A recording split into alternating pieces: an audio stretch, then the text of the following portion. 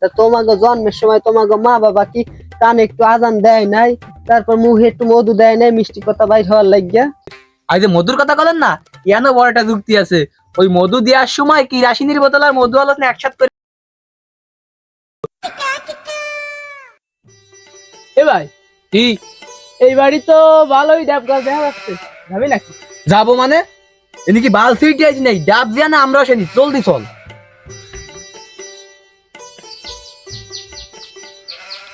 এ কাহা কাহা, ওই কাহা বাড়ি আছো নাই? একটু বারো, আমি ডাব নিতে আইছি। ব্যস্ত আসো। কি হয়েছে সকালটা বেলায় কাকের মতো ডাকা ডাকে তুম মারছো কেন? তোমাকে জ্বালা একটু ঠিক মতো করতেও পারলাম না। কি কাকা, আপনি সকাল হচ্ছেন কোনে? এখন বাজে বেলা 12টা, আর আপনি কি এই 12টার সময় কি করতেছিলেন? আরে বাড়ার সোয়াল তেমন কিছু না, একটু সাজগোজ করতিলাম। ও, আমি তো ভাবছিলাম অন্য কিছু। দূর মিয়া, কি বলো? তা তোমরা কি জন্য আইছো সেটা একটু কও।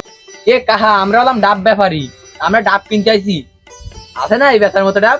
ডাব তো আছে, তাই একটুখানি দাঁড়াও। এ কই গেলে সোনার মা, একটু এদিকে আসো তো। এ কাকা, আমরা ওই ডাব কিনতে আসিনি, আমরা কিন্তু গাছের ডাব। এ বাড়া সোয়াল, কি বাড়া করছো?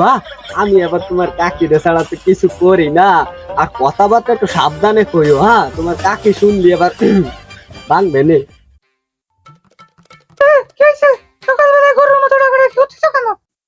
আরে এরা ডাব কিনতে আইছে, তা বেসপানি ডাব মানে গাছেরটা।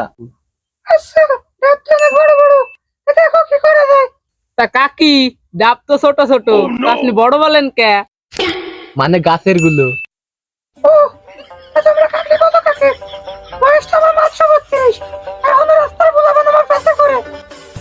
আচ্ছা তুমি তাইলে ঘরে যাও, আর এই যে নজর আর কথাবার্তার লাইন কেমন ভালো ঠেকতেছে না।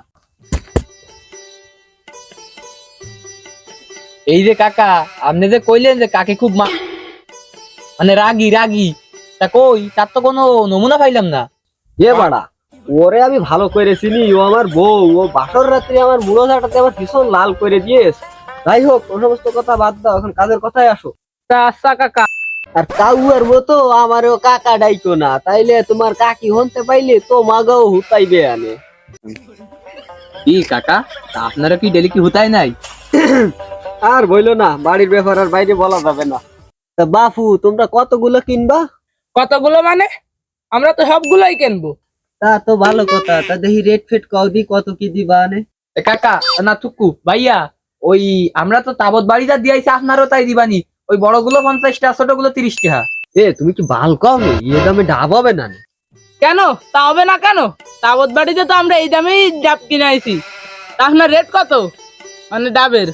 রেট বেশি না, বড়টা দিবে 170 আর ছোটটা দিবা মাত্র 200। এ কাকা, আপনি কি সকালবেলা কি সবজি টবজি খেয়ে বেড়াইছেন? হ্যাঁ, আপনি এই যে দাম কইছেন, এই দামে যদি আমি ডাব কিনি, এটা আইটি না সময় ঠাটা মারে মরিয়ে যাবানি। এই দামে কিনলে তো আমাদের বিরাট লস হবে না। কেন কেন লস হবে কেন? সরকারে তোমরা বলো সাইলের মতো ডাবের উপরে যেন একটু ট্যাক্স দেয়। আচ্ছা কাকা, তা নাই হলো, তা আপনি ছোট ডাবের দাম বেশি চালেন আর বড় ডাবের দাম কম চালেন, কাহিনী তো কিছু বুঝলাম না। দাম বেশি কেন বোঝো না? এই যে ডাব বেচলাম, এই ডাব দিয়ে কয়দিন পরে চার আবার হবে, সেখান থেকে আবার নারকেল হবে।